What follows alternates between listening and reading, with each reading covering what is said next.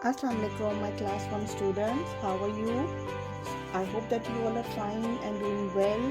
Well, I'm your senior teacher, Miss Iram Naz, and मैं यहाँ पे आपको अपनी कॉपी से इंट्रोड्यूस करवाना चाह रही हूँ।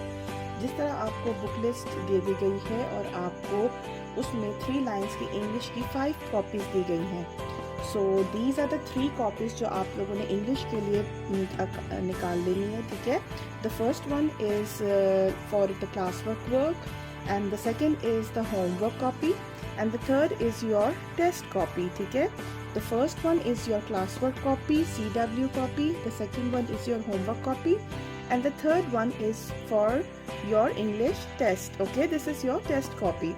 तो जितने भी आपको काम डायरी में दिया जाएगा या वीडियो लेक्चर्स में बताया जाएगा, आपने अपने होमवर्क कॉपी में इसको करना है, ठीक है।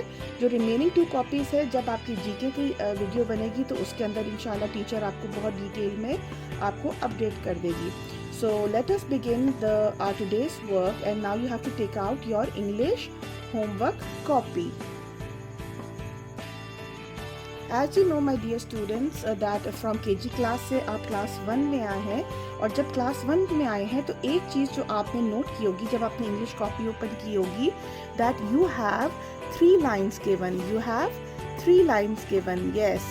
So now what you have to do before beginning, you have to write your name and then your class, your section and your subject, that is English homework। What you will write over here, English homework।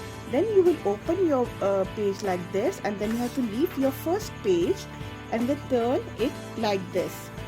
So what you can see that over here there are 3 lines। जो नीचे की आपकी line थी वो अब है missing. जब आप ग्रेड केजी से क्लास 1 में आए हैं तो नीचे की जो हमारी जो लाइन होती है that is now not there.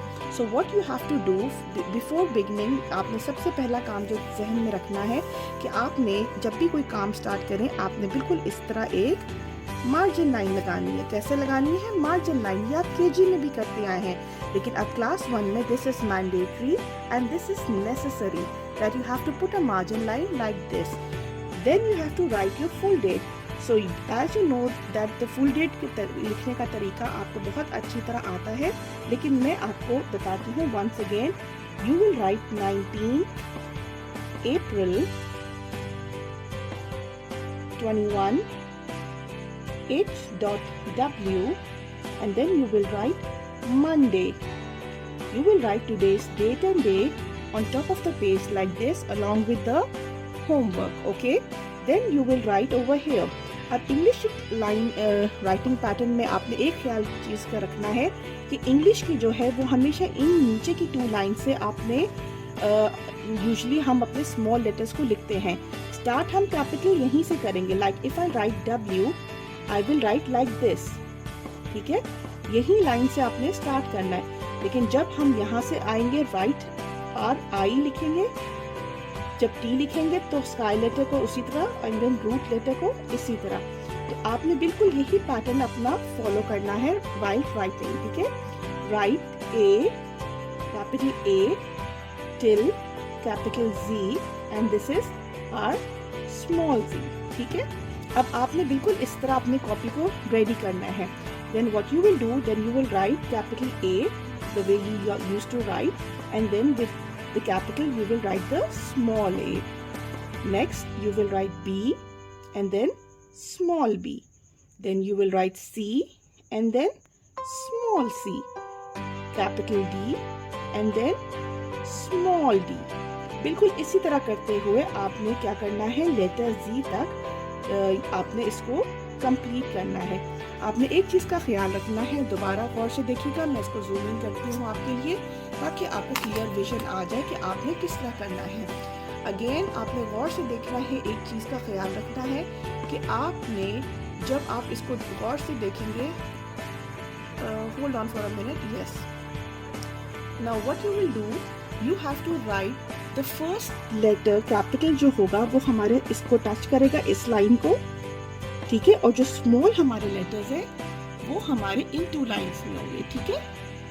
Can you see it clearly now? बिल्कुल इसी पैटर्न को फॉलो करते हुए आपने डी के बाद क्या लिखना है, जल्दी से बताइए, जल्दी से।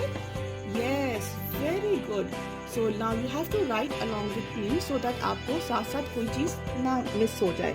D के बाद आप लिखेंगे E, then F, then G.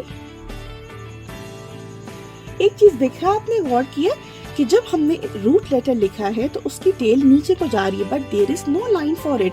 But आपने बिल्कुल अपने उसी तरतीब से लिखना है जिस तरह केजी में लिखते थे कि बहुत नीचे तक नहीं लेकर जाना एंड बहुत ऊपर तक इसकी टेल को नहीं रखना. बिल्कुल मिडिल तक आपने इस टेल को रखना है, इन रूट लेटर्स को रखना है. ठीक है, A B C D E F G, then H, then it is I, then it is J, then it is K, L, M, N, O, sorry, my mistake, O, P, Q, R, S, T, U, V,